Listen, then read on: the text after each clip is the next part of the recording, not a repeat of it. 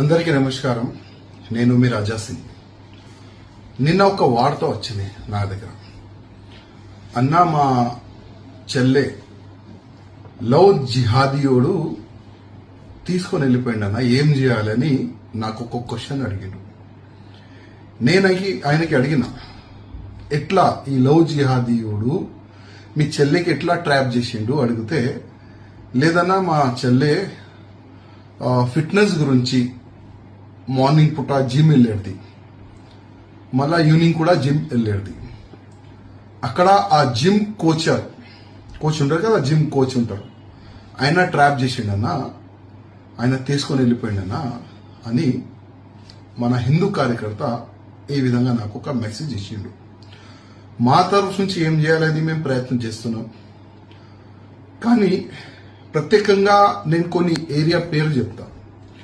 LB Nagar కానీ, కొత్తపేట కానీ, దిల్సుఖ్ నగర్ కానీ, హయత్ నగర్ కానీ, సరౌండింగ్ ఆ ఏరియాలు, మన ఉప్పల్ కానీ, ఇక్కడున్న హిందూ కార్యకర్తలకి నేను దండం పెట్టి రిక్వెస్ట్ చేస్తున్నా. మన అక్క చెల్లెలు ఒకవేళ ఫిట్నెస్ గురించి జిమ్ వెళ్తే, ఆ జిమ్ లో ఒకవేళ హిందూ కోచ్ ఉంటేనే పంపియండి, వేరే కోచ్ ఉంటే పంపించకండి.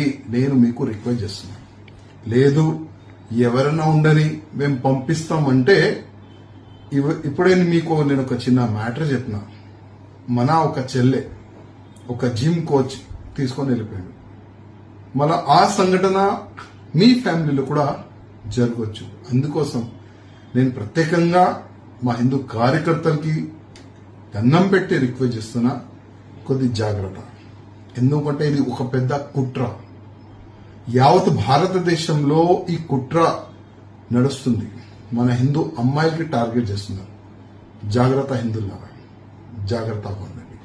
భారత్ మాతకి జై, జై శ్రీరామ్.